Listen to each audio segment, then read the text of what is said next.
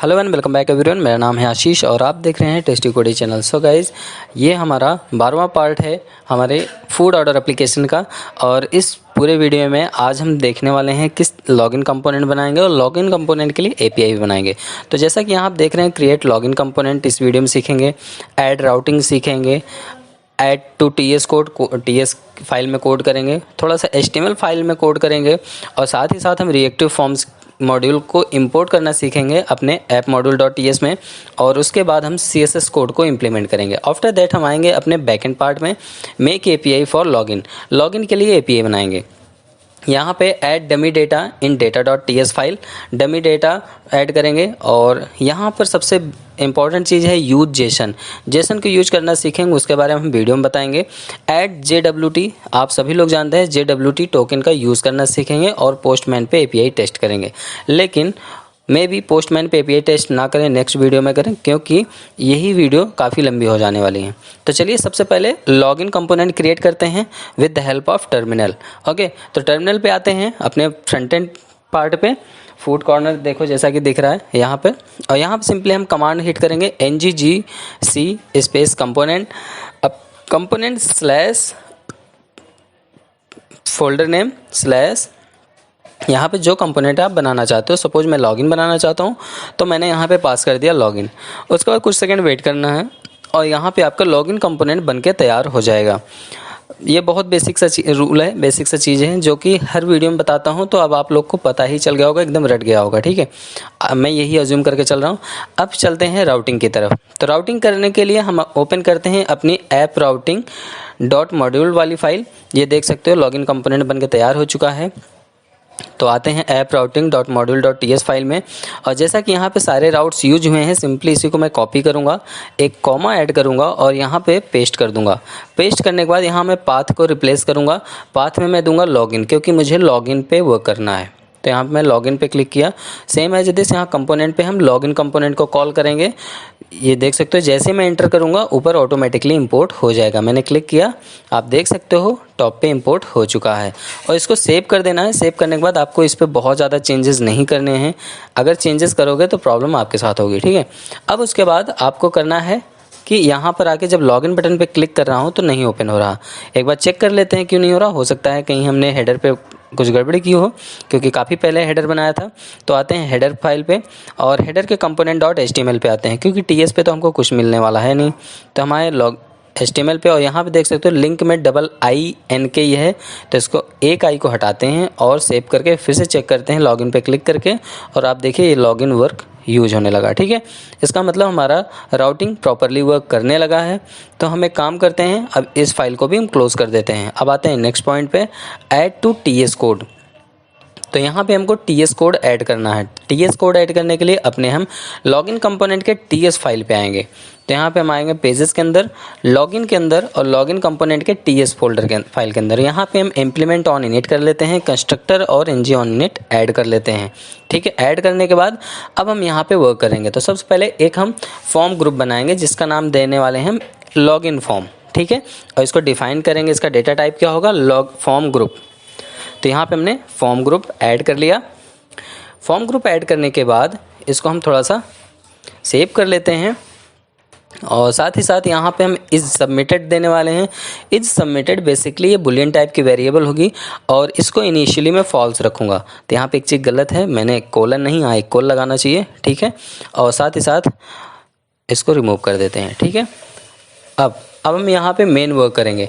तो यहाँ पे सबसे पहले हम यहाँ पे कुछ चीज़ें इंजेक्ट कर लेते हैं, जैसे HTTP क्लाइंट हो गया, सर्विसेज हो गया, क्योंकि इन सारे पे हमको वर्क है। और साथ ही साथ फॉर्म बिल्डर भी यूज़ करेंगे। तो यहाँ पे हमने यूज़ किया FB: फॉर्म बिल्डर, क्योंकि फॉर्म बिल्डर के थ्रू हम डेटा की ग्रुपिंग करेंगे। ठीक है, यहाँ पे हमारा फॉर्म बिल्डर यूज होने लगा और ये ऑटोमेटिकली टॉप पे इंपोर्ट हो जाएगा।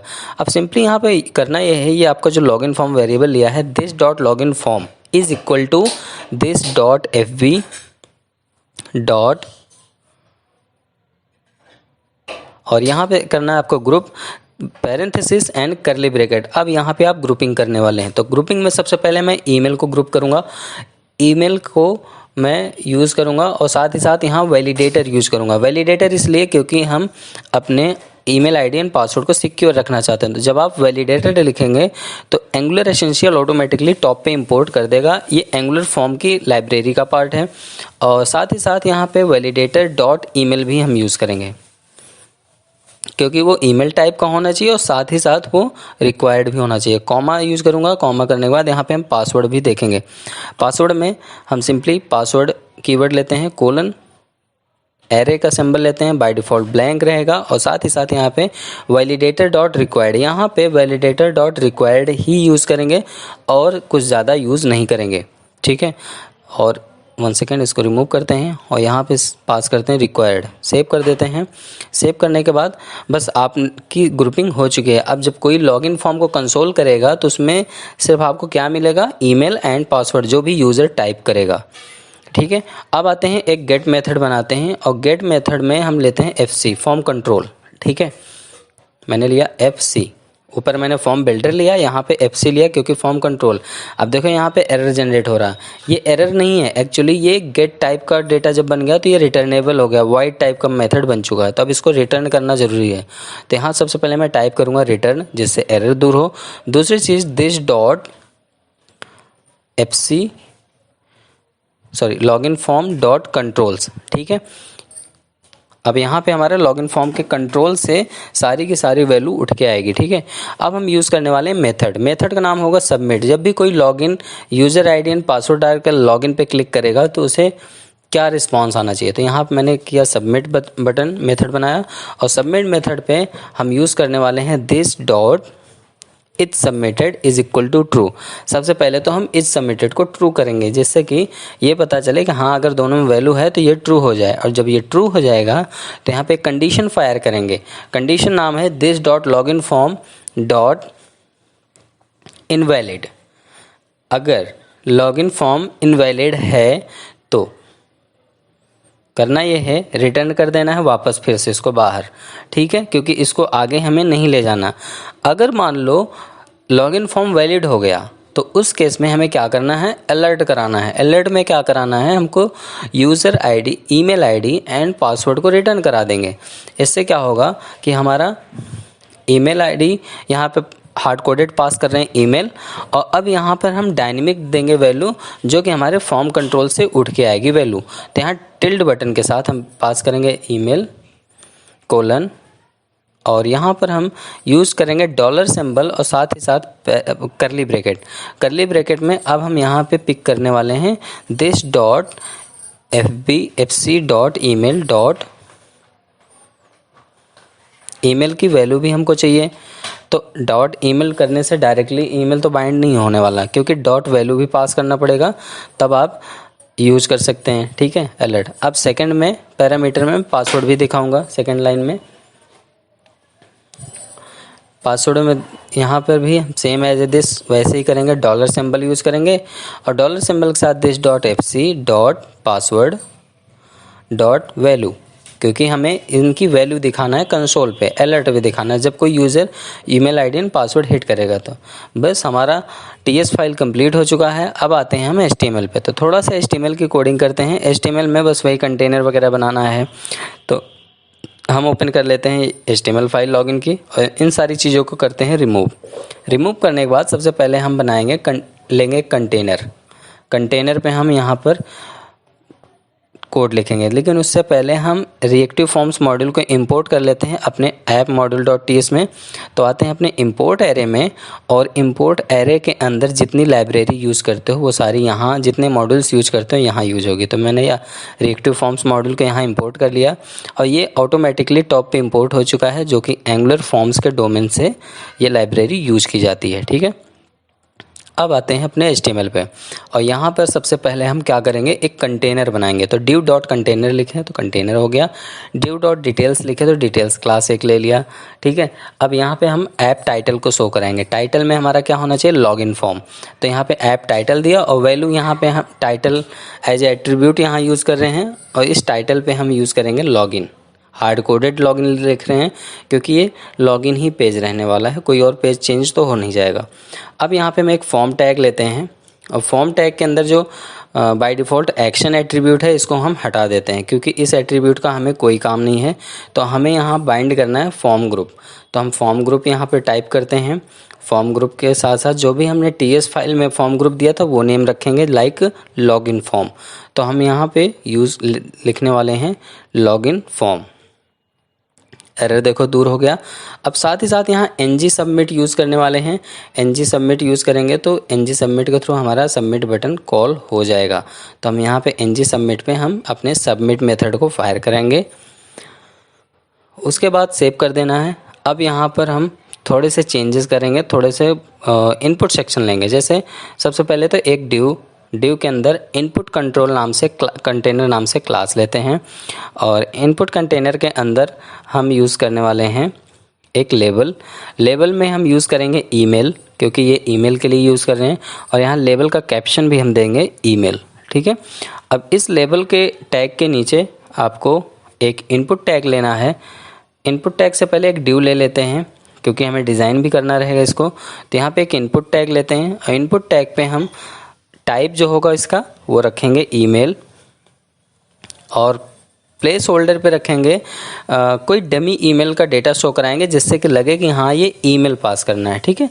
तो हम यहाँ पे देते हैं abc@gmail.com और उसके बाद हम यहाँ पर लेंगे फॉर्म कंट्रोल नेम जो कि रिएक्टिव फॉर्म का सबसे इम्पॉर्टेंट एट्रीब्यूट होता है जिससे हम डेटा को कैप्चर करते हैं, ठीक है। तो यहाँ हम फॉर्म कंट्रोल नेम पे हम पास करेंगे ईमेल एंड नेक्स्ट यहाँ पर हम सेम इसी तरीके से एक काम करते हैं, ये पूरे डिव को कॉपी करते हैं और एक और बार पेस्ट कर लेते हैं। अब ये दूसरा वाला हमारा हो जाएगा पासवर्ड के लिए। तो यहाँ पे हम फॉर पासवर्ड लिख देते हैं, इसका कैप्शन चेंज करते हैं, पासवर्ड लिखते हैं। लेबल हमारा कंप्लीट हो गया। अब आते हैं इनपुट एरिया पे। तो यहाँ पे हम पास करेंगे *** और जो हमारा पासवर्ड होगा, पासवर्ड का टाइप जो होगा वो होगा पासवर्ड, प्लेस होल्डर पासवर्ड रहेगा, ठीक है। तो ये सारी चीज़ कस्टमाइज हो जाने के बाद अब आपको एक बटन की ज़रूरत पड़ेगी क्योंकि सबमिट का बटन करना पड़ेगा। लॉगिन करने के लिए सबमिट करना पड़ेगा, चाहे आप सबमिट लिखो चाहे लॉगिन करो। तो उसके लिए हम एक बटन भी यूज़ करेंगे यहाँ पे। तो बटन के लिए एक काम करते हैं, यहाँ पर हम एक डिव बना लेते हैं और डिव को क्लास देते हैं बटन, क्योंकि इसको भी थोड़ा डिज़ाइन कर देंगे बाद में। और यहाँ पर हम बटन पे हम सिंपली टाइप सबमिट रखेंगे क्योंकि वो ऑन सबमिट अपने आप कैप्चर कर लेगा। और यहाँ पे बटन नेम देते हैं लॉगिन, ठीक है। सेव कर देते हैं। अब लॉगिन पे क्लिक करते हैं तो आप देख सकते हैं लेफ़्ट साइड में एक हमारा लॉगिन फॉर्म बन के तैयार हो चुका है।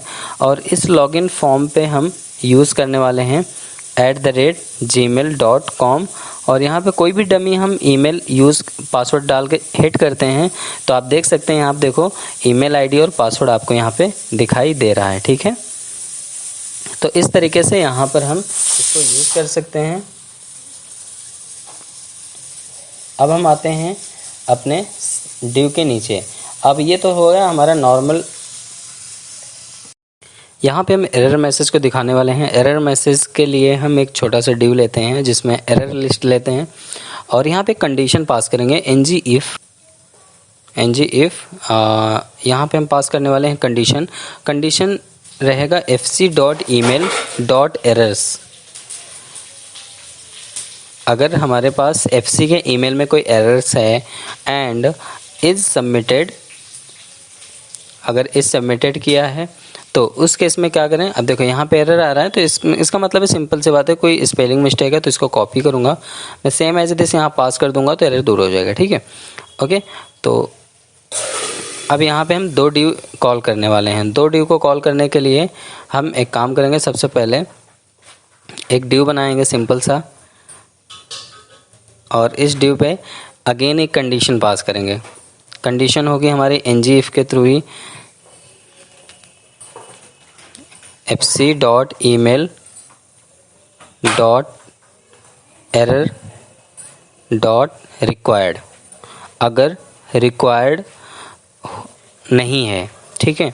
पहली बात तो ये कंडीशन हमारी जब ट्रू हो जाएगी, रिक्वायर्ड था पर किसी ने सबमिट डायरेक्टली कर दिया तो यहाँ उसे मैसेज दिखाना चाहिए शुड नॉट बी एम्प्टी क्योंकि ये स्पेस खाली, मतलब इसको स्पेस खाली छोड़ नहीं सकते, इसको बिना फिल किए आप लॉगिन नहीं कर सकते हो, ठीक है। तो एक तरीके से आप इसको दिखा सकते हो। साथ ही साथ इसको एक काम करते हैं, एक बार और कॉपी करते हैं। कॉपी करने के बाद हम इसको एक बार और पेस्ट करते हैं और यहाँ पर हम पास करते हैं ईमेल। रिक्वायर्ड सेक्शन को हटाते हैं हम, और रिक्वायर्ड सेक्शन को हटाने के बाद यहाँ सिंपली टाइप करेंगे ईमेल और यहाँ पे देते हैं ईमेल इज़ नॉट करेक्ट, ठीक है। मान लो ईमेल गलत सलत डाल दिया उसने, डोमेन नहीं यूज़ किया, सब डोमेन नहीं यूज़ किया करेक्ट टाइप से, तो उस केस में उसे एरर दिखाएगा ईमेल इज़ नॉट करेक्ट, ठीक है। अब हम आते हैं अपने पासवर्ड के लिए, तो इसको पूरा कॉपी कर लेते हैं।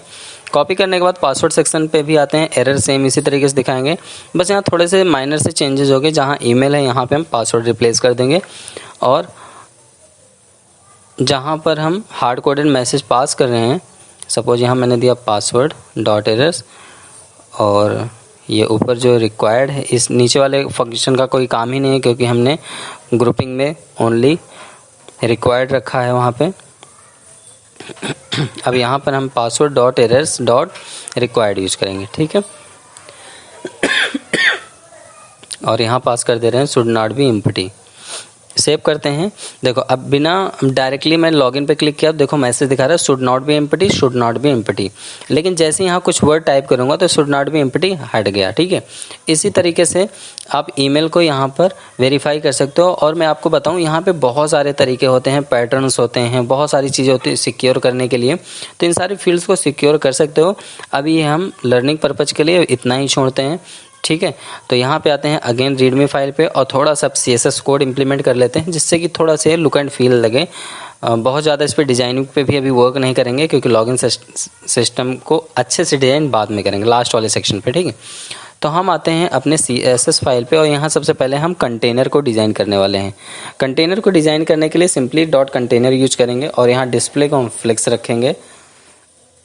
साथ ही साथ यहाँ पे जस्टिफाई कंटेंट को भी हम सेंटर रखने वाले हैं क्योंकि थोड़ा सा मैं बीच में चाहता हूँ इस पूरे लॉगिन को, बहुत ज़्यादा लेफ्ट साइड सटा हुआ है। और अलाइन आइटम जो होगा वो भी हमारा थोड़ा सा सेंटर पे आ जाएगा तो ज़्यादा परफेक्ट रहेगा।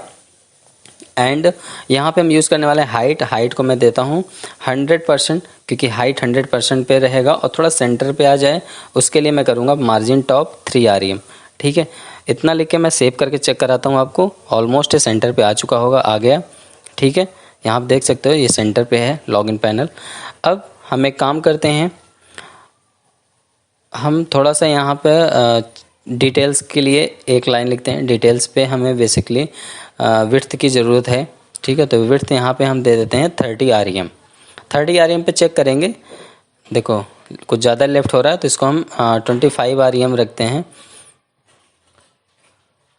25 rem पे अब थोड़ा सही है। अब हम एक काम करते हैं, यहाँ पर हम डिज़ाइन करने वाले हैं अपने फॉर्म्स को, तो फॉर्म्स पे आते हैं और यहाँ पर थोड़ा सा अभी डिस्प्ले वगैरह दे देते हैं। बाकी चीज़ें हम फाइनल वीडियो पे कवर करेंगे जब हमारा लास्ट वीडियो होगा। तो यहाँ पे हम डिस्प्ले फ्लेक्स दे दिए। फ्लेक्स डायरेक्शन को आप रख सकते हो कॉलम वाइज ही रख सकते हो। एंड यहाँ पर हम जस्टिफाई कंटेंट को भी हम थोड़ा सेंटर ही रखते हैं क्योंकि टॉप पे सेंटर लिया तो यहाँ पे भी सेंटर रखेंगे। सेव करते हैं। आपको कोई रिस्पॉन्स इस पे देखने को नहीं मिलेगा, बट जब आप यूज़ करोगे तो आपको समझ में आएगा, ठीक है। यहाँ पे ऑलमोस्ट सारी चीज़ें डन हो चुकी हैं। अब इसको करते हैं क्लोज। ये सारे पार्ट्स हमारे हो गए कंप्लीट। अब हम मूव करते हैं API पे, मेक API फॉर लॉगिन। तो हम फ्रंट एंड पार्ट को जो लेफ़्ट साइड में हमारा फ्रंट एंड का सेक्शन सारा ओपन हुआ है तो इसको करते हैं कोलैप्स, ठीक है। और आते हैं अपने बैक एंड पे, तो ओपन करते हैं अपना बैक एंड और यहाँ आते हैं SRC फोल्डर के अंदर। SRC फोल्डर के अंदर ये रहा हमारा सर्विस फाइल। और सबसे पहले हम क्या करेंगे कि अपने डमी डेटा को, डमी यूज़र डेटा को ऐड करेंगे data.ts फाइल में। तो data.ts फाइल ओपन किए, ये इसी डेटा को हम एक काम करते हैं थोड़ा सा पूरा कॉपी कर लेते हैं। और कॉपी करने के बाद आते हैं बॉटम सेक्शन पे और यहाँ पर हम पेस्ट कर देते हैं। पेस्ट करने के बाद इसी को थोड़ा सा हम रिप्लेस करते हैं अपने अकॉर्डिंगली। तो सैम्पल यूज़र मैंने दे दिया और इन सारी चीज़ को रिमूव करके यहाँ पे नेम, अपना नेम दे दूँगा। ईमेल पे डमी ईमेल डाल देता हूँ यहाँ पर थोड़ा सा, डमी ईमेल पे एक काम करते हैं, इसको पूरा चेंज ही कर देते हैं सारी की सारी चीज़ें। तो इसको करते हैं हम डबल कोट में, इसको भी रिमूव करिए। डबल कोट में यहाँ पे टाइप कर सकते हैं ashish@gmail.com या तो testykodi.com कर देते हैं। और इन सारी चीज़ों को मैं एक काम करता हूँ, रिमूव ही कर देता हूँ। अभी यहाँ पे हम एक स्क्वायर ब्रैकेट यूज़ करेंगे लास्ट में, ठीक है। तो सबसे पहले यहाँ पे हम स्क्वायर ब्रैकेट लगा लेते हैं। अब एरर दूर हो चुका है और यहाँ पर हम यूज़ करने वाले हैं पासवर्ड। पासवर्ड जो होगा हमारा, थोड़ा सा पासवर्ड आप कुछ भी रख सकते हो। मैं यहाँ देता हूँ आशीष123 और यहाँ पे मैं एड्रेस पास कर देता हूँ। एड्रेस में आप कुछ भी रखना चाहो, जो भी रखना चाहो आप रख सकते हो। मैं यहाँ पे ऐसे ही डमी कोई एड्रेस डाल देता हूँ,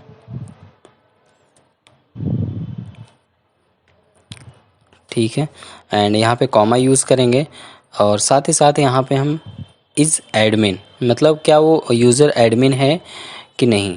तो यहाँ पे मैं ट्रू एंड फॉल्स के बिहाफ पे डेटा रख रहा हूँ, तो मैंने यहाँ पे इस पे दिया ट्रू। एंड सेम इसी तरीके से एक डेटा और पास कर लेता हूँ जो कि नॉर्मल यूज़र के लिए रहेगा, वो एडमिन नहीं रहेगा। तो मैं इसको पूरे के ऑब्जेक्ट को कॉपी किया और पेस्ट कर दिया। अब जस्ट यहाँ पे हम रिप्लेस कर दूँगा थोड़े थोड़े नाम, जैसे आशीष था तो मैंने अभी कर दिया, यहाँ पे आशीष है तो यहाँ पे रिप्लेस कर दिया अभी। और पासवर्ड पे जैसे है तो पासवर्ड को भी मैं दे दे रहा हूँ अभी 123, ठीक है। एंड यहाँ पे लोकेशन में एड्रेस जैसे है तो एड्रेस यहाँ पे थोड़ा चेंज कर दे रहा हूँ। और इस एडमिन जैसे है तो यहाँ पे ट्रू है तो मैं इसको फॉल्स कर दे रहा हूँ। तो इस तरीके से हमने 2 डमी डेटा बना लिए हैं, सैम्पल यूज़र आप देख सकते हो। और इसको सेव कर दिया। सेव करने के बाद आते हैं नेक्स्ट पॉइंट पे, यूज़ जेसन। जेसन यहाँ पे यूज़ करना है। जेसन यूज़ करने के लिए आपको जेसन इनेबल करना पड़ता है। एक्सप्रेस जेएस क्या समझता है, ओनली जेसन समझता है। जेसन समझने के लिए उसे इनेबल करना पड़ता है। तो हम यहाँ पे इनेबल करने के लिए यूज़ कर रहे हैं app.use पैरेंथेसिस एंड यूज़ करेंगे यहाँ पे एक्सप्रेस को, एक्सप्रेस डॉट जेसन। जब इतना लिख के आप पैरेंथेसिस यूज़ कर लेंगे तो अब आपका ये एक्सप्रेस जेएस क्या करेगा, जेसन डेटा को रीड करने लगेगा। तो जेसन डेटा रीड करने लगा तो अब हमें एपीआई बनाने की ज़रूरत है। तो हम एपीआई बनाएंगे लॉगिन की। लॉगिन की एपीआई बनाने के लिए हम यहाँ पे सिंपली पास करेंगे, कमेंट पास कर देते हैं लॉगिन एपीआई। इसमें हम हिट करते हैं app.get पैरेंथेसिस एंड /API/login, ठीक है। यहाँ पे लॉगिन नहीं, एक काम करते हैं एपीआई के बाद यूज़र्स लेते हैं, यूज़र्स के बाद लॉगिन लेते हैं, ठीक है। जिससे कि हमारा यूज़र्स को भी रीड कर सके कि हाँ ये यूज़र्स पे है, ठीक है। तो यहाँ पे /API/user/login। आफ्टर दैट यहाँ पे सेपरेट कॉमा यूज़ करके पैरेंथेसिस यूज़ करेंगे और यहाँ देते हैं रिक्वेस्ट एंड रिस्पॉन्स। और यहाँ पर हम एक वेरिएबल क्रिएट कर रहे हैं कॉन्स्ट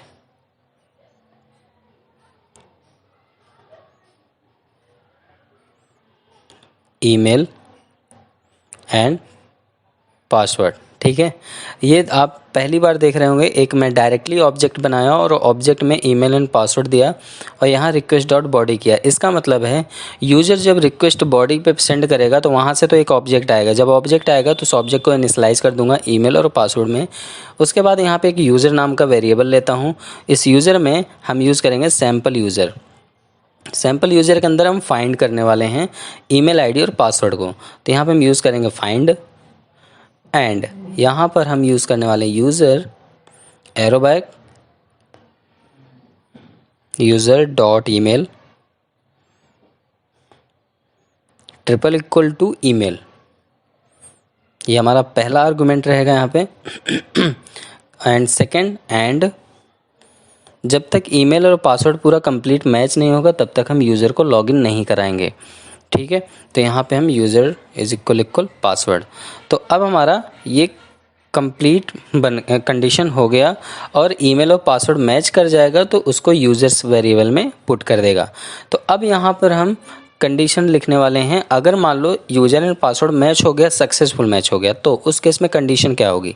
कंडीशन ये होगी इफ़ यूज़र, मतलब अगर यूज़र सही है तो क्या करें, response dot send, response dot send. अब रिस्पॉन्स डॉट सेंड में क्या सेंड करना है, तो उसे एक टोकन देना है। टोकन देने के लिए हमें इंस्टॉल करना पड़ेगा जेसन वेब टोकन, जैसा कि हमने रीडमी फाइल में बताया था। तो जेसन वेब टोकन इंस्टॉल करने के लिए हम आते हैं अपने टर्मिनल पे, और यहाँ cd कमांड के थ्रू हम आते हैं एक स्टेप बैक। अब आते हैं अपने बैकएंड फोल्डर पे, और यहाँ पर हम कमांड हिट करेंगे npm install Jason web token. तो इससे क्या होगा, जेसन वेब टोकन की लाइब्रेरी हमारे इस प्रोजेक्ट में इंस्टॉल हो जाएगी, जो कि आप पैकेज डॉट जेसन फाइल में जाके देख सकते हैं। जेसन वेब टोकन का डिपेंडेंसी इंस्टॉल हो जाएगी। तो जैसे आप इंटर करेंगे, इसके लिए आपको इंटरनेट की ज़रूरत पड़ेगी, तो आप इंटरनेट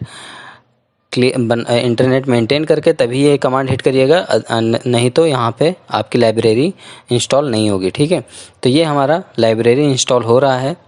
बहुत छोटी सी फाइल होती है, ये कंप्लीटेड हो जाने के बाद कुछ सेकंड तक कॉन्फ़िगर करने के लिए टाइम लगाता है। ठीक है, तो हो गया कंप्लीटली सक्सेसफुल। अब हम यहाँ पे एक और मेथड बनाने वाले हैं। ठीक है, तो उस मेथड पे हम टोकन क्रिएट करेंगे, उससे पहले इसको इंपोर्ट करेंगे। तो यहाँ पे हम आते हैं इंपोर्ट, यहाँ लिखेंगे JWT से आप बहुत अच्छे से फैमिलियर होंगे अगर आप थोड़ा बहुत बैकएंड की नॉलेज रखते हैं तो। अब यहाँ पे हम यूज़ करेंगे जेसन वेब टोकन। अब यहाँ पे एरर आएगा, तो आप कंट्रोल के साथ डॉट बटन जब प्रेस करेंगे तो बीच में जो आएगा @type/जेसन वेब टोकन, इस पर हिट कर देना, तो ये automatically dependency package dot JSON में इंस्टॉल कर देगा। और दोबारा अगर जब एरर आएगा तो कुछ मत करना, थोड़ी देर बाद ये ऑटोमेटिकली हट जाएगा, क्योंकि कॉन्फ़िगर करता है जेसन वेब टोकन को आपके प्रोजेक्ट के अंदर। ठीक है, अब हम क्या काम करते हैं, एक छोटा सा टोकन बनाने के लिए मेथड लिखते हैं। तो मेथड लिखने के लिए सिंपली हम यहाँ पर एक काम करते हैं, एक कांस्टेंट मेथड बनाते हैं। ठीक है, कांस्टेंट एक वेरिएबल के लिए होता है, तो यहाँ पे हम एक वेरिएबल लिख रहे हैं जनरेट वेब टोकन। ठीक है, तो हम यहाँ पे देते हैं generate token response is equal to, ये एक वेरिएबल हो रहा है। अब इस वेरिएबल के अंदर हम देखो यहाँ पर RxJS कॉन्सेप्ट यूज़ कर रहे हैं। ठीक है, यूज़र एनी टाइप का हो सकता है, और यहाँ कॉल बैक के साथ हम क्या करेंगे, यहाँ कॉल बैक यूज़ करेंगे। 1 सेकेंड यार, ये डॉट क्यों लग गया, ये गड़बड़ कैसे हो रहा है। ठीक है, अब सही है। अब यहाँ पर हम अगेन एक वेरिएबल क्रिएट करते हैं, और यहाँ लिखते हैं token is equal to JWT dot sign, क्योंकि यहाँ पे टोकन को साइन करेंगे। ठीक है, जैसे ही लॉगिन करेगा यूज़र तो उसे एक टोकन साइन होगा। वो टोकन के लिए, और टोकन में क्या क्या होगा वो चीज़ यहाँ पे हम इनिशियलाइज करने वाले हैं। email :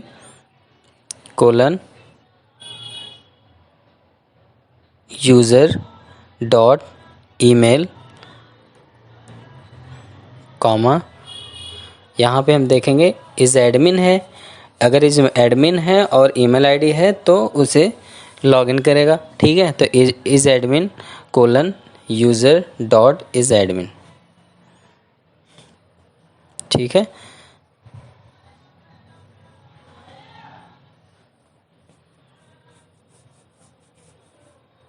एंड नाउ यहाँ पर कॉमा यूज़ करेंगे, कॉमा के साथ साथ यहाँ पे आप एक सीक्रेट की पास करेंगे। तो सीक्रेट की में मैं अपने यूट्यूब चैनल का नाम रख रहा हूँ, आप कुछ भी यहाँ पे सीक्रेट की पास कर सकते हैं। इस सीक्रेट की के साथ आप टोकन पास करेंगे, तभी आपको लॉगिन करने के लिए ऑथराइजेशन देगा, नहीं तो नहीं देगा। तो यहाँ पे हम सीक्रेट की पास किए, उसके बाद अब टोकन को एक्सपायर होने का एक लिमिट दे रहे हैं कि कितने देर बाद एक्सपायर होगा। तो मैं इसे 30 डेज़ रखता हूँ कि 30 दिन बाद ऑटोमेटिकली टोकन एक्सपायर हो जाएगा। मैं सेव कर दिया, बस हो गया, आपका टोकन जनरेट हो जाएगा। इससे आपको सिंपली करना है, इस वेरिएबल को कॉपी करना है और अपने इस रिस्पॉन्स डॉट सेंड में यूज़ करना है। तो रिस्पॉन्स डॉट सेंड में यूज़ करने के लिए भी आपको कुछ इस तरीके से यूज़ करना पड़ेगा। एक सेकेंड, यहाँ पे टोकन अभी कंप्लीट नहीं बना है। User dot token is equal to, यहाँ पे टोकन इनिशियलाइज करना पड़ेगा। मतलब उस यूज़र को आपको ये टोकन देना भी तो पड़ेगा ना, उसके बाद रिटर्न कराना पड़ेगा, तब उस यूज़र के पास एक टोकन एक्सेस करने का एबिलिटी हो जाएगी। अब यहाँ पे क्या करेंगे, इस वेरिएबल को कॉपी करेंगे सिंपली, और कॉपी करने के बाद हम इसको यूज़ करेंगे रिस्पांस डॉट सेंड में। तो रिस्पांस डॉट सेंड में आते हैं और यहाँ पास करके पैरेंथेसिस यूज करते हैं, पैरेंथेसिस में हम यूज़र हिट करते हैं। ये तो हो गया आपका सक्सेस पार्ट। अब देखते हैं अनसक्सेस पार्ट, मतलब एरर पार्ट। तो एल्स में हम एरर भी दिखाएंगे। तो एरर के लिए हम यहाँ पे देते हैं रिस्पांस डॉट स्टेटस, और स्टेटस हमारा हमेशा एरर वाला 400 होता है। तो यहाँ पे मैं पास करता हूँ 400 डॉट सेंड, और यहाँ सेंड में हम कुछ hard coded data message user को दिखाएंगे। हार्ड कोडेड डेटा मतलब जैसे यूज़र नेम या ईमेल नेम और पासवर्ड इज़ इनवैलिड, इस तरीके का कुछ भी मैसेज आप दिखा सकते हो। तो मैं यहाँ पे पास करता हूँ यूज़र नेम और पासवर्ड इज़ इनवैलिड। तो ये आपकी कंप्लीट एपीआई बनके तैयार हो गई है। अब आप इसको नेक्स्ट वीडियो में हम इसकी टेस्टिंग करेंगे, चेक करेंगे कि कोई एरर तो नहीं है। मे भी एरर आ सकता है, तो उसको हम फिक्स करेंगे। तो आज के लिए बस इतना ही, मिलते हैं नए वीडियो में, तब तक के लिए bye bye. Keep practice, keep coding, take care.